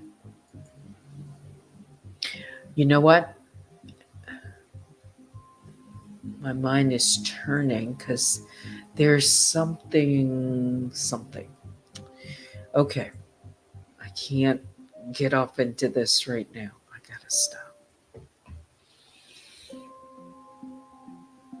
She is a self-claimed millennial. Okay.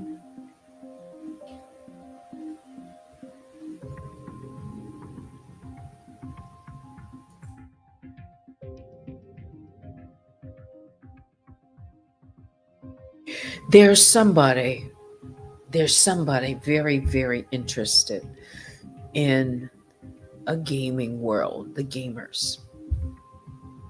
Mm-hmm. Yep.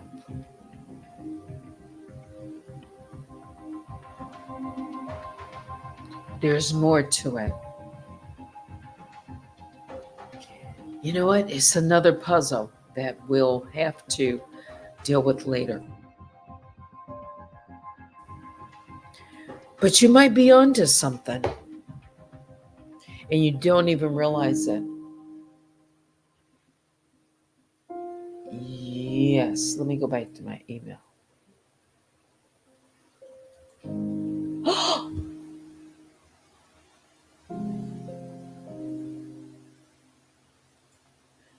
Oh, wait a minute. Whoa, whoa, whoa.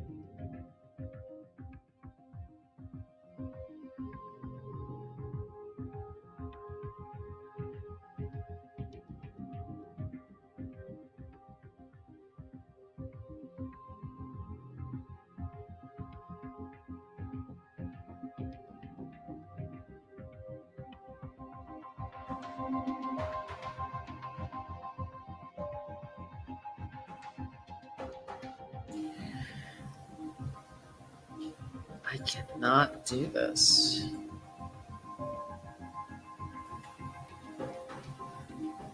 What?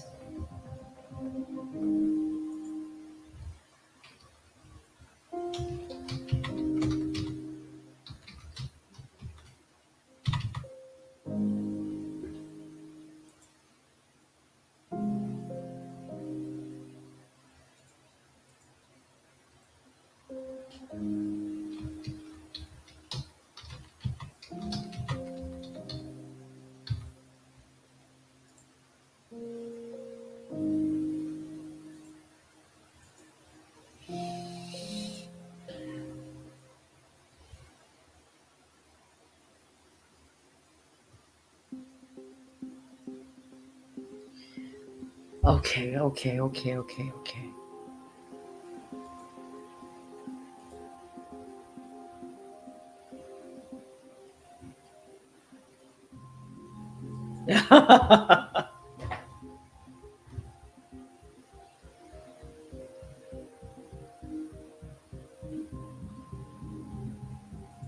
Of course it is.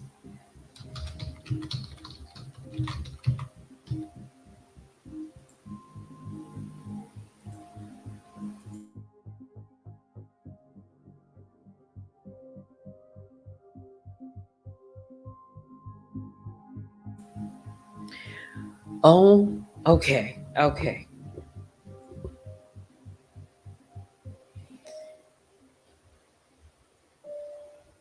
Yes, yes, yes. Old school. Teddy, abort, abort, abort. Will Robinson, those emails may be a distraction.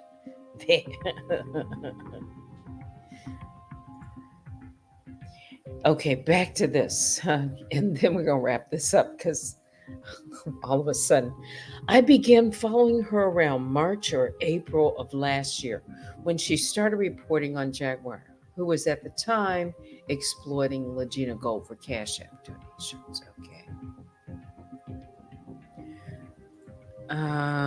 Let's see. Something else. Something else. No. Uh, I would not be responding and or looking up some information on just a newbie contacting me. Noob. Let's see. Or someone that I haven't seen before. Yeah. We got Nicole here. Hmm. You know what? There's something, there's something that I've come across. I know I have it. I have to, well, and I'm not going to dig for it tonight. No. But it would, I'm not even going to say what it is. Nope. Okay, guys.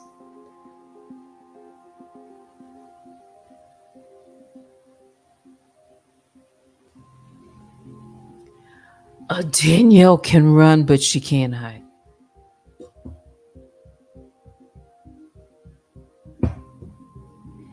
She's going to try. She's going to try to scrub. You can't, Danielle. No, I know. What? Just watch how she moves. That's right, Vicky. I'm going to take my time. I'm going to process it. I've got something else that just came in, and I'm just going to see where it goes.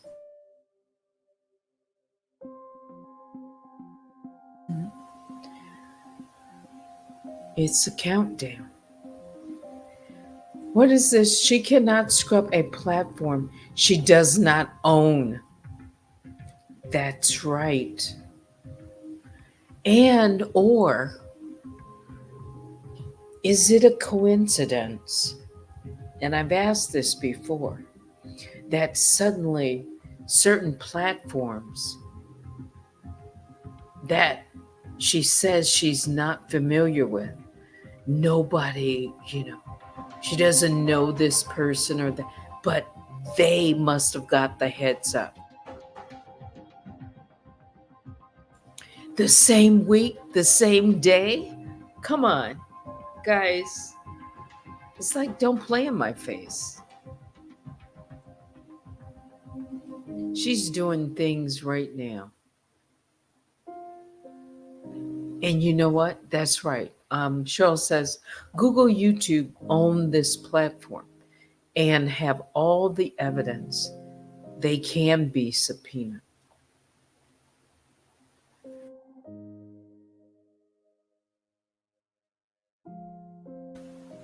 It's about pulling back the layers, guys. We're going to end it there. My poor little pup, he's going to want to go out too. Yeah. It's just about 12:30. And I think this would be a good time to end it, but we're going to pick this back up, okay? Yeah. Okay, we'll pick it back up. I promise. And you know what? There's all these different people watching on.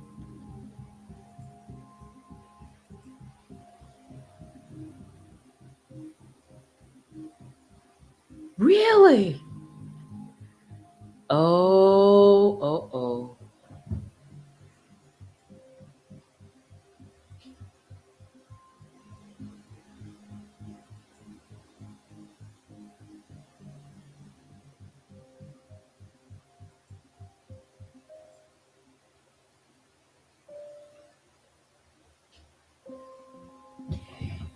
I wonder how many layers, says Ginger Ale, have to be pulled. Yeah, okay, let me read it. I wonder how many layers been pulled thus far.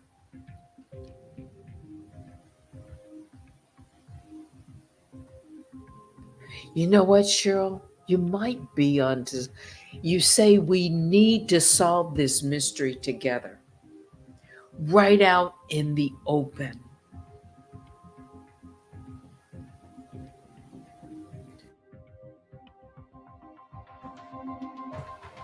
I get that, but you're hearing the but. It's like I get that part, and I've even thought about that.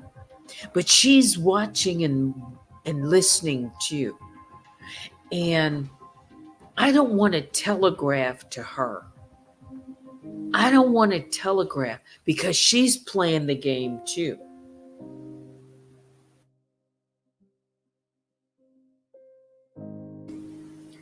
I don't want her to know. You know, it's like playing chess. I don't want her to know my moves. She thinks we're all stupid. Oh, you want it to be torturous. Cheryl says, I want her to watch and listen. This makes it fun.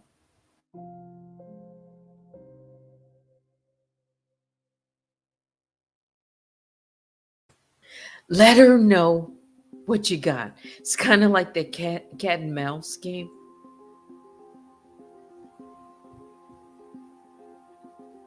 You have to move in silence. With this person, yeah.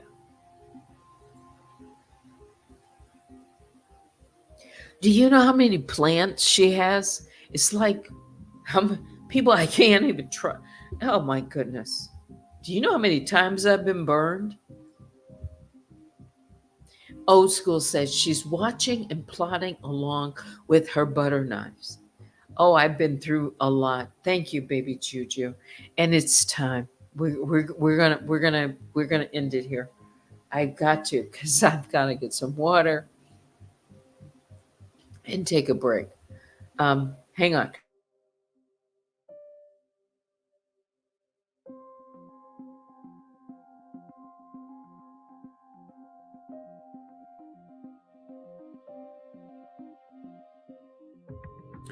She is enjoying this just as much because she says she can't get caught.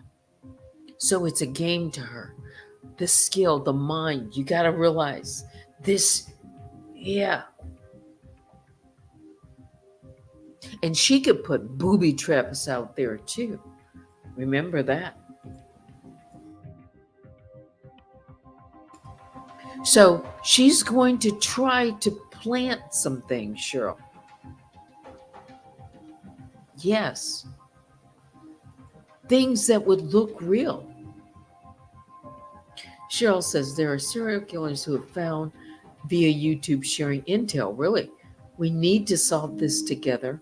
And she has lots of enemies.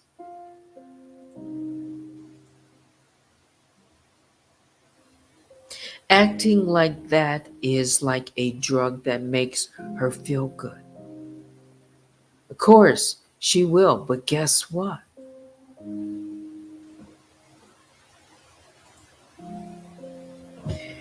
It's 12:30. I would love to keep going right now, but I'll pay for it tomorrow. Yeah. Okay.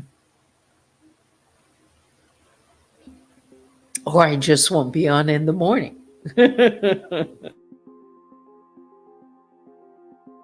But I have other things that I have commitments that require me to be alert. Okay. So it's time. All right. Biggest bear hugs go out to all the grizzlies. Please hit the like on your way out. You can tell in my voice. It's time. Um, Email me at unwinewithteddy@gmail.com. Thanks for watching. Until next time, I'm Teddy. Good night.